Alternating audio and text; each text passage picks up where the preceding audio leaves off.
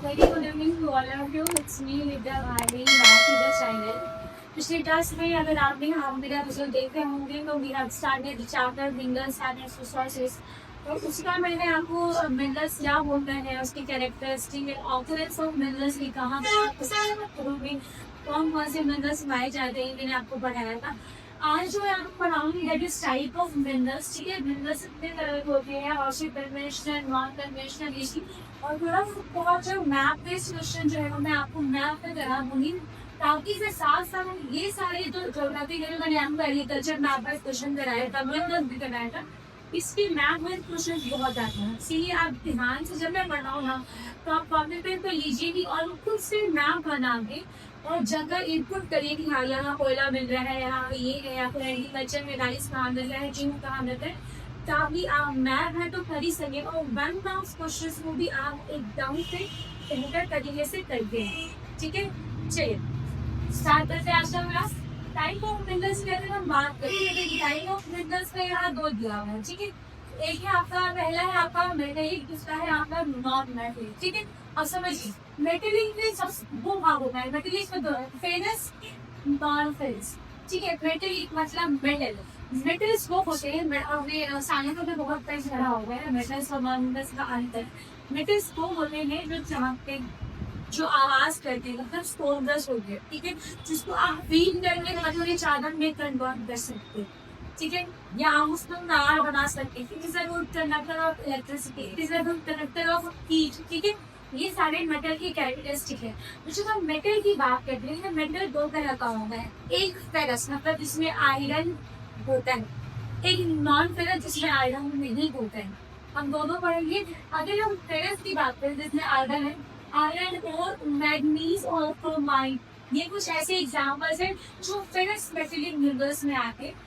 और ये industrial development में ये बहुत इम्पोर्टेंट है, इसका बैकबोन होता है। मतलब जैसे आयरन से हम स्टील बनाते हैं, मैंगनीज बनाते हैं।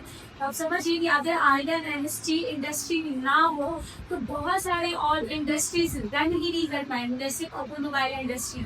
ठीक है, एयरप्लेन जो बनते हैं एल्यूमिनियम का इस्तेमाल करके वो बंद हो जाएगा, तार जो इलेक्ट्रिक अप्लायंसेस है वो बंद हो जाएगा। तो एक इंडस्ट्रीज के मतलब एक मिनरल से बाकी सारे इंडस्ट्रीज भी जुड़े हुए हैं, इसीलिए इसको बैकबोन बोलते हैं। ठीक है ना, अगर हम नॉन फेरस की बात करें जिसमें आयरन नहीं होता तो कॉपर, बहुत सारी नारे लगभग भी कार्य कॉपर से बनी होती है। बॉक्साइट, एल्यूमिनियम एल्यूमिनियम होता है उसमें जो आपकी फ्लेस होती है, लेस के जो आउटर कवर होते हैं वो एल्यूमिनियम के बने होते हैं, क्योंकि वो पतले चादर बहुत ही ज्यादा हल्के होते हैं, उसको बहुत लो वेट कर देते हैं और वो हवा में आराम से फ्लाई कर पाते हैं। ठीक है, इम्पोर्टेंस ऑफ इलेक्ट्रिक ना।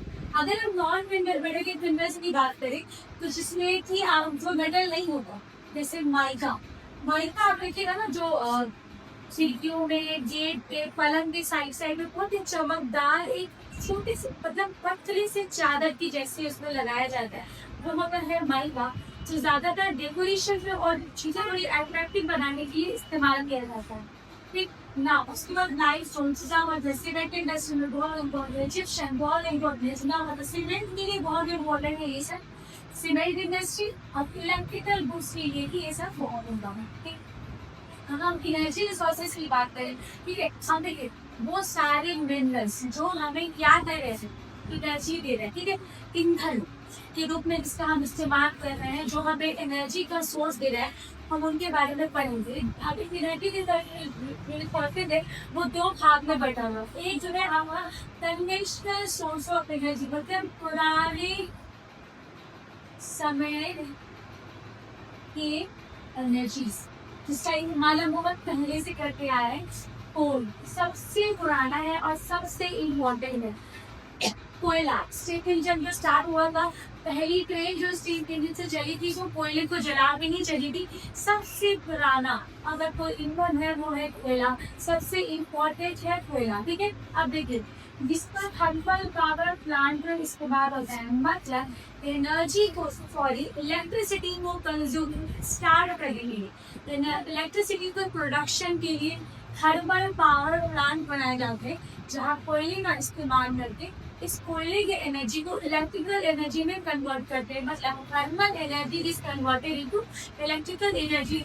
और अभी तकरीबन 61% के लगभग थर्मल पावर प्लांट मतलब कोयले को जलाने ही बिजली अपने घरों में पहुंच रहा है। ठीक है ना, अगर हम एंथ्रासाइट, बिटुमिनस, पीट, लिग्नाइट, ये सब कोयले के प्रकार है। देखिए सबसे ज्यादा जो आपका अच्छा क्वालिटी वाला कोयला होता है वो होता है एंथ्रासाइट। ठीक है, क्योंकि एंथ्रासाइट में तकरीबन 90 to 92% तक आपका कार्बन पाया जाता है। वो कोयला जिसमें कार्बन की मात्रा ज्यादा हो और मॉइस्चर की मात्रा कम हो, मतलब जलाए तो पानी की जगह तो कोयला चलेगा। ठीक है, अगर ये ज्यादा हुआ तो वो कोयला खराब है। तो अगर वो कोयला जिसमें कार्बन की मात्रा ज्यादा हो और मॉइस्चर की मात्रा कम हो, वैसे कोयले अच्छे क्वालिटी के कोयले जाने जाते हैं। और एंथ्रासाइट सबसे अच्छी क्वालिटी का है। बिटुमिनस सबसे ज्यादा मार्केट में यूज हो रहा है। मार्केट में सबसे ज्यादा जो कोयला इस्तेमाल में है वो है बिटुमिनस।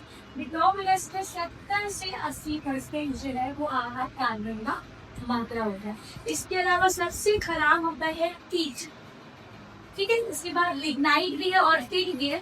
बट दो पहले आपसे पूछता है सबसे अच्छी क्वालिटी वाला कोयला कौन है, एंथ्रासाइट। सबसे ज्यादा यूज में कौन है, बिटुमिनस। ठीक है, कार्बन कितने परसेंट में लिख लीजिएगा ताकि एग्जाम में अगर आ जाए ज्यादा मार्क्स में कि कोयले के बारे में बताइए, आप इसको ऐड कर सकते हैं। ठीक, अब एरिया की बात करें, झारखंड के झेला और वेस्ट बंगाल की राखीगंज में कोयला सबसे ज्यादा प्राप्त होता है।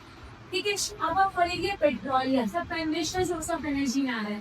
पेट्रोलियम को लिक्विड गोल्ड बोलते हैं, पता है ना। क्या अगर आपकी गाड़ी में पेट्रोल न हो तो आप एक कदम भी अपनी कार से अपनी गाड़ी से नहीं चल पाएंगे। बहुत बड़ी बड़ी कारें हो, मर्सिडीज हो, कोई भी BMW हो, बहुत सारी कार से बिना पेट्रोल के वो रन नहीं कर पाया।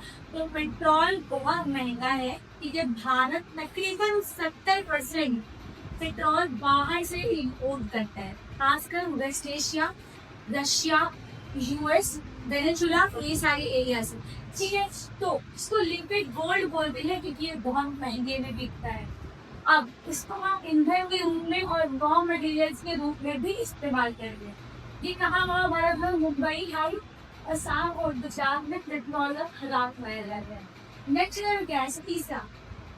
ठीक है, ठीक है, जहाँ में आप समझाऊंगे मुझे क्लीनेस्ट प्रोसेस यूज, सबसे साफ सुथरा ईंधन जो है इन चीजों पे वो नेचुरल गैस होता है। ठीक है, use in industries and house hold. Industries में और हर घरों में है ना हमारा LPG गैस। ठीक है, लिक्विफाइड पेट्रोलियम गैस जो हम अपने घरों में जलाते हैं, ठीक है, वो नेचुरल गैस का ही एक फॉर्म होता है। हाँ, कैसे समझिए, कोयला वहाँ पाया जाता है लैंड वाले एरिया में, जहाँ हम रह रहे हैं वो जमीन मान के चलिए आप और आप कोई भी है। अगर अभी अर्थक्वेक आया तो जितने भी प्लांट्स, कीड़े मकोड़े दब गए। ठीक है, अब अर्थक्वेक आया तो सब तो दब जाएंगे। वो जितने भी प्लांट्स, कीड़े मकोड़े दब गए, आज से कई 100 साल या कुछ आज से मिलियंस ऑफ ईयर्स बाद जब उसी मिट्टी को खोद के निकाला जाएगा तो ये मिट्टी में कोयला पाया जाएगा।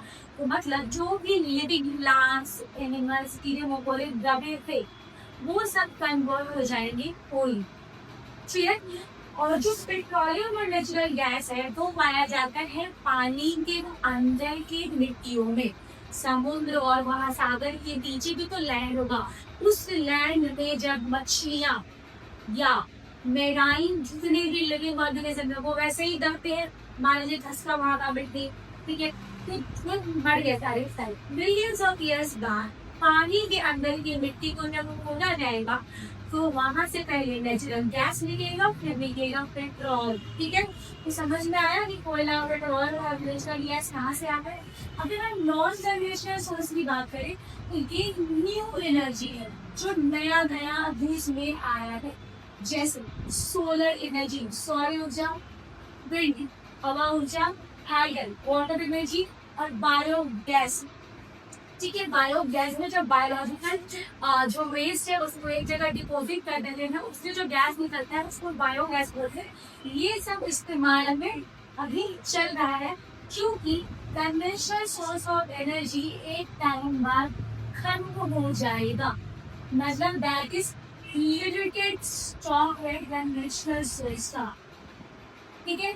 बट ये हमें अनलिमिटेड अभी है, क्योंकि ये हमें आराम से मिल रहा है। Solar energy, wind energy, hydro energy, इसका इस्तेमाल अगर हम इलेक्ट्रिकल कंजप्शन में करेंगे तो इसका इस्तेमाल कम हो जाएगा, ठीक है। चलिए, तो अब देखिए यहाँ पे एग्जाम्पल ये रिन्यूएबल है, रिन्यू हो सकता है, एंड आपको चैप्टर फर्स्ट में पढ़ाया था रिन्यूएबल और नॉन रिन्यूएबल का अंदर क्या हो। तो इसको हम रिन्यू कर सकते हैं और ये इको फ्रेंडली है, कोई भी गंदा पॉल्यूटेड एयर रिलीज नहीं करता। ये करता है कन्वेंशनल, ये नहीं करता। सीधे और सरकार इसके जगह पर इसको रिप्लेस करने का काम कर रही है। ओके, जो लास्ट टॉपिक आज हम पढ़ेंगे वो पढ़ेंगे डिस्ट्रीब्यूशन ऑफ मिनरल्स। हमने मिनरल्स को किस तरीके से डिस्ट्रीब्यूट किया है, ये मैप बेस्ड है, इसीलिए अगर बनाऊंगी और ध्यान दीजिएगा, ठीक है। दो कमेंट्स और मैप, ठीक है, बट मैं बस समझाने के लिए आपको बता रहा हूँ।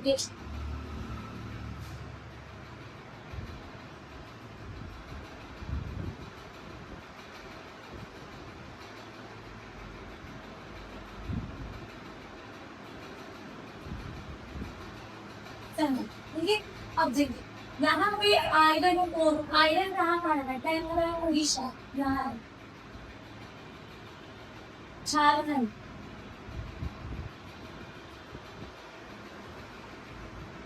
छत्तीसगढ़। मतलब इस वाले एरिया में आपका मिल रहा है आलमंड, क्लियर। होल झारखंड,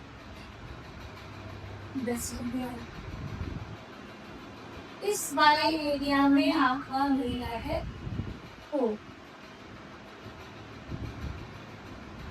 ठीक है। पेट्रोल असम,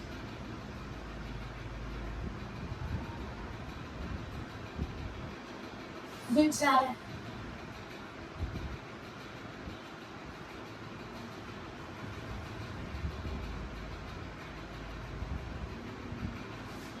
मुंबई,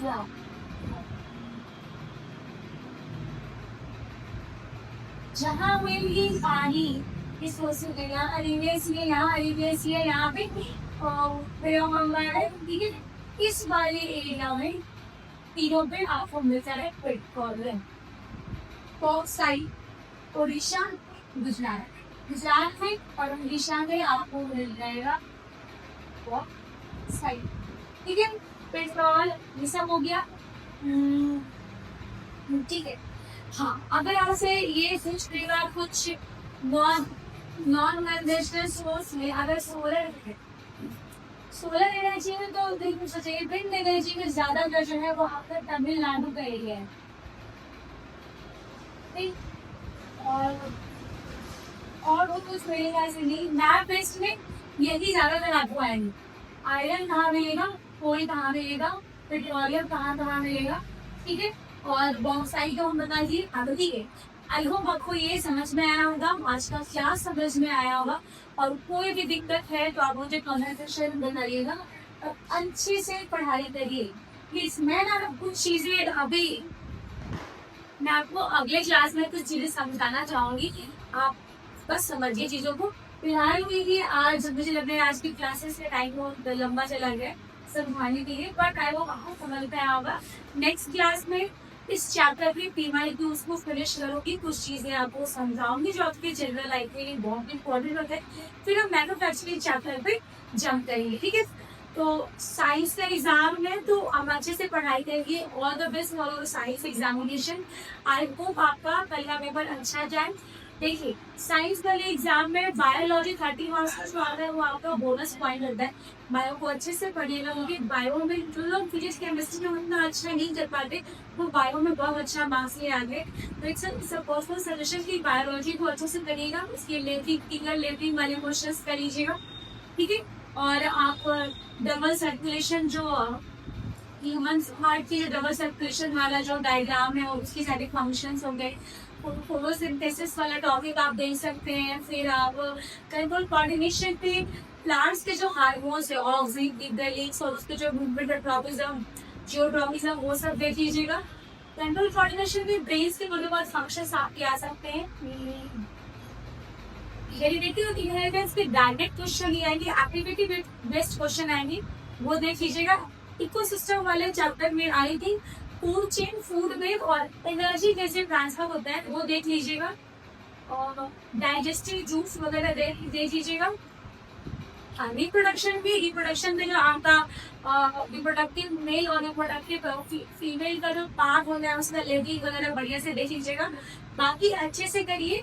और क्योंकि बायोलॉजी में आपको बता सकती हूँ जिसमें मिस्टर एरमान है, सारे सब्जेक्ट्स में मैं बहुत अच्छी तो हो ही सकती। और बाकी आप अच्छे से करिए। मैं आगे से प्रे करूँगी कि आप सबका पेपर बहुत अच्छा जाए। All the best. फिर मिलते हैं। Bye bye.